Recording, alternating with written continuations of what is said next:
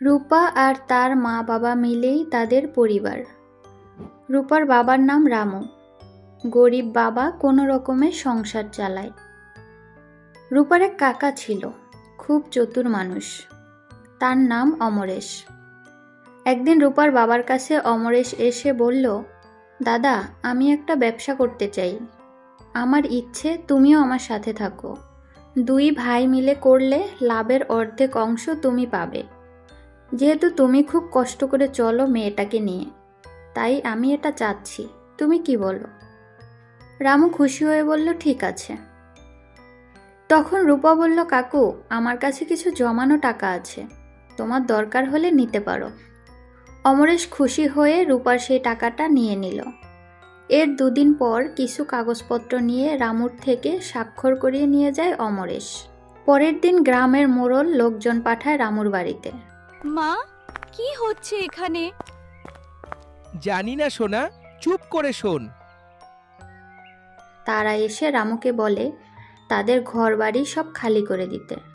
রামু অবাক হয়ে যায়। তখন রূপা এসে জিজ্ঞেস করে, বাড়ি ঘর আমরা কেন ছেড়ে চলে যাব? মোড়লের লোকেরা বলে, তোমার কাকা অমরেশ তোমাদের বাড়ি ঘর যা ছিল সব বিক্রি করে দিয়ে শহরে চলে গিয়েছে। এখন এই সব কিছুর মালিক মোড়ল মশাই। তোমরা চাইলে দলিল দেখতে পারো। রামু চলে যায় মোড়লের বাড়িতে। একটু পর বিষণ্ণভাবে ফিরে এসে রূপা আর তার মাকে জানায় যে তার ভাই অমরেশ ব্যবসার কথা বলে সব কিছু লিখে নিয়েছে আর তা মোড়লের কাছে বিক্রি করে দিয়েছে। সবার মাথায় যেন আকাশ ভেঙে পড়ে।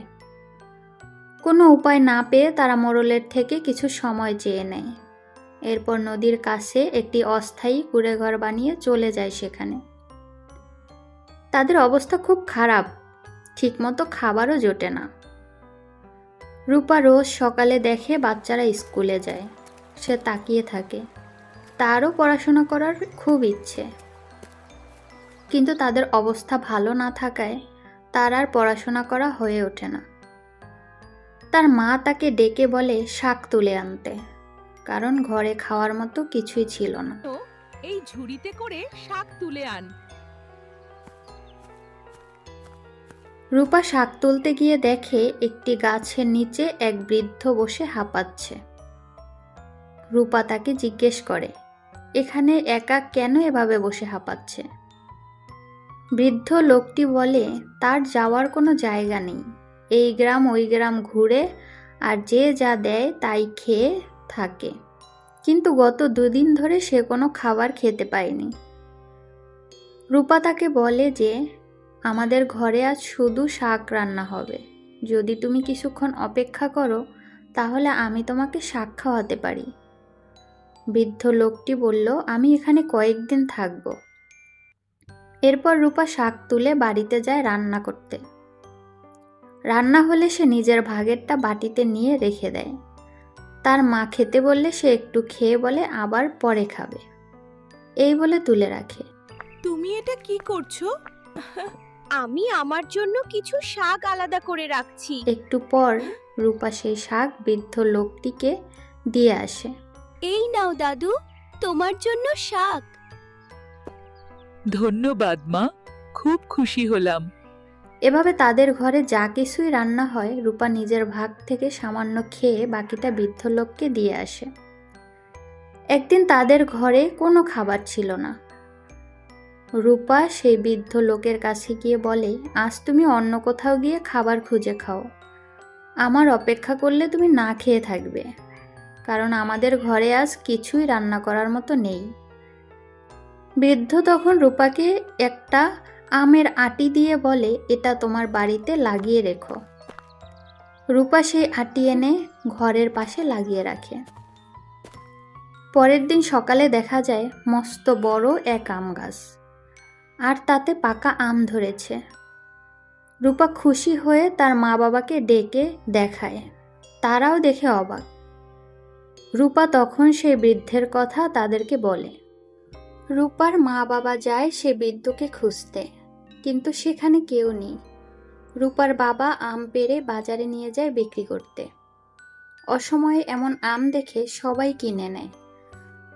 আর আমগুলো খেতে এত ভালো দেখে পরের দিন আবার সবাই আসে। আশ্চর্যের বিষয় হলো প্রতিদিন রূপার বাবা যতই আম পাড়ে গাছে তত আম ধরে, আর এক রাতে সব পেকে যায়। তাদের আমের কথা দূর দূরান্তে ছড়িয়ে পড়ে। দিন দিন রূপাদের অবস্থা ফিরতে থাকে। এই খবর রূপার কাকা অমরেশ যখন জানতে পারে, সে হিংসায় জ্বলে ওঠে। অমরেশ চলে আসে রূপাদের বাড়িতে। তাদেরকে বোঝায় যে এই আমগুলো গ্রামে বিক্রি করে তারা তেমন কিছু করতে পারবে না, কিন্তু এই সব আম যদি অমরেশকে প্রতিদিন পাঠিয়ে দেয় তাহলে সে অনেক লাভ করতে পারবে। রূপা তখন তার কাকাকে নিষেধ করে দেয়। সে বলে, এগুলো আমাদের গ্রামের মানুষদের কম দামে দেব, অল্প দামে কিনে তারা খেতে পারবে, আমাদেরও কিছু টাকা আসবে।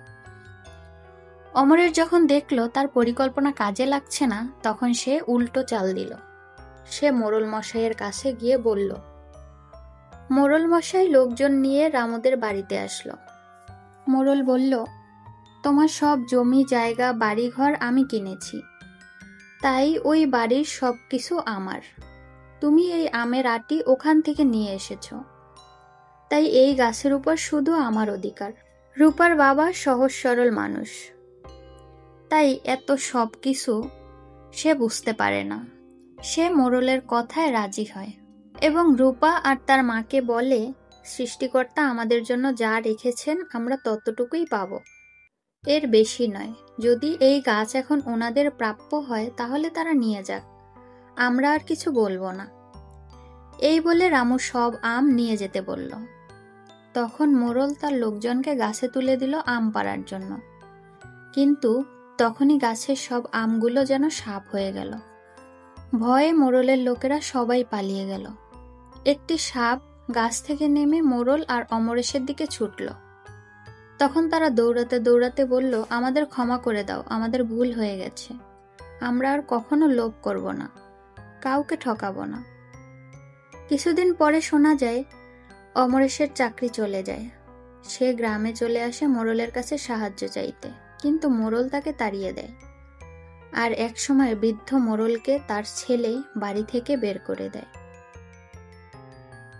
প্রতারণার ফল কখনো ভালো হয় না। কাউকে ঠকালে তার ফল একদিন না একদিন পেতেই হয়।